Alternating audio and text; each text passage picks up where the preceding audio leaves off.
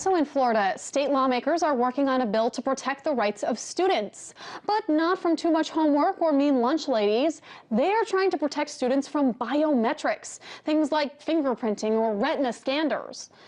The new bill would prohibit school districts from collecting biometric information, including the characteristics of fingerprints, hands, eyes, and the voice. It would force schools to inform parents about their rights regarding education records being collected on their son or daughter annually. It would prohibit school districts from collecting information on a student's political affiliation, their voting history, or their religious affiliation.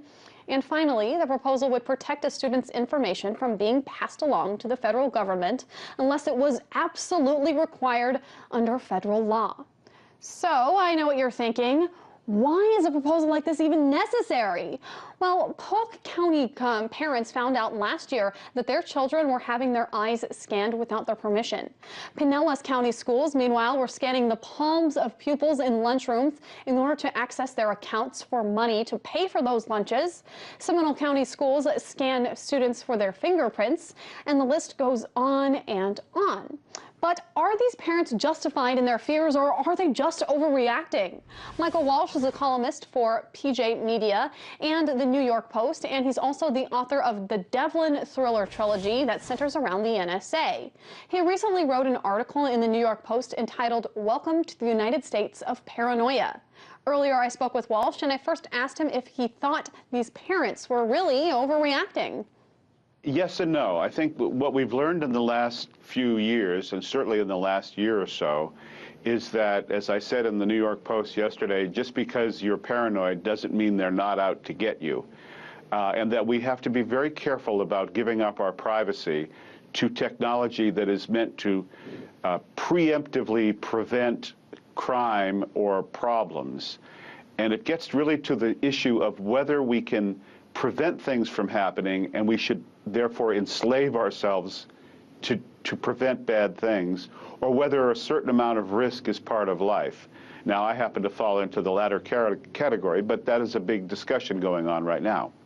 So what danger does a retina scan or a palm reader realistically pose? Are we becoming a culture of convenience, wanting technology to do everything for us instead of using IDs, for instance, or carrying money? Yes, this is exactly what's happening.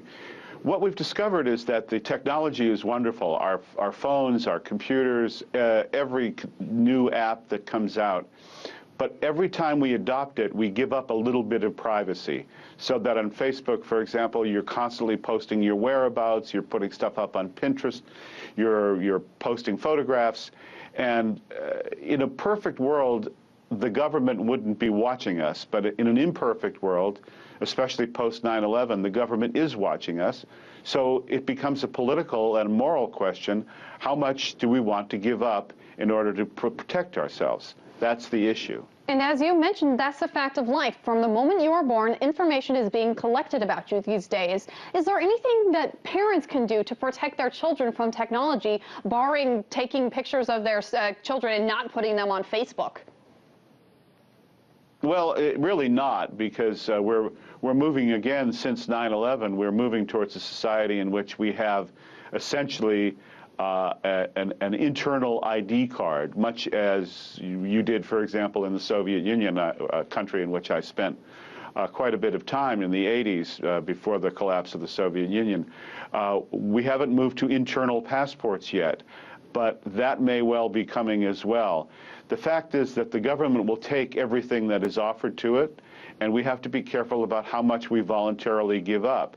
And then the political issue, of course, becomes how much surveillance are we prepared to accept in order to be protected from oftentimes illusory threats or threats that are largely in our imagination and fears. And I think that is a question that Congress is still struggling to answer. Now, on a similar topic, Europe's largest group of hackers, the Chaos Computer Club, teamed up with the International League for Human Rights to file a complaint against German Chancellor Angela Merkel and the German intelligence community for cooperating with NSA surveillance activities activities. Part of that complaint read, quote, "We accuse the U.S., British, and German secret agents, their supervisors, the German Minister of Interior, as well as the German Chancellor of illegal and prohibited covert intelligence activities, of aiding and abetting those activities, a violation of the right to privacy, and the obstruction of justice in office."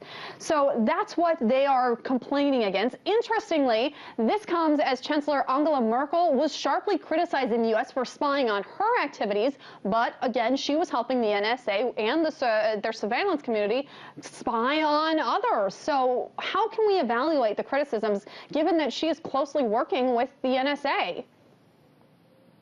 Well, that's a good point. Let's put it this way. They're watching everything, and whether they say they are or they're not, they are. Whether the law says they can or they can't, they do. So this is just the world we live in now. They hoover up vast amounts of data. They check the metadata, all the phone calls you've made, who you're calling, all that stuff, runs through these giant computers. And these intelligence services of the Western countries are very closely allied with each other, and there's a great deal of information sharing. Now, whether this has prevented further attacks on the scale of 9/11, there's really no way to know. The government says, yes, it has. Private individuals say, not based on anything we know. The government says, trust us. And we say, can we trust you?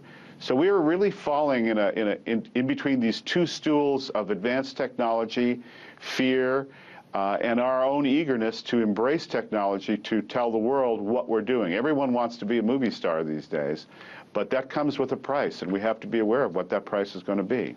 Absolutely, and whether or not it is us voluntarily rendering that information, putting it out for anyone to see, or whether it's data mining and the NSA and all the things that are going on with that, it all just goes into one big web that is the internet that is creating these profiles digitally on us. Michael Walsh, a columnist at the New York Post and PJ Media, thank you so much.